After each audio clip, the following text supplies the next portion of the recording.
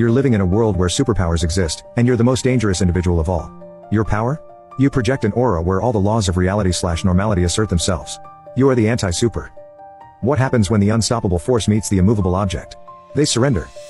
Superman. Day 4. I look towards the horizon. Just beyond my power limit, I see more heroes converging. Dawn's arriving on day 4 since the news got out that I am the last anti, and the day the only other anti-super besides me died. There used to be more of us, but no one likes being forced to be average again. The only reason I survived this long was that I chose to keep a low profile and live a modest life.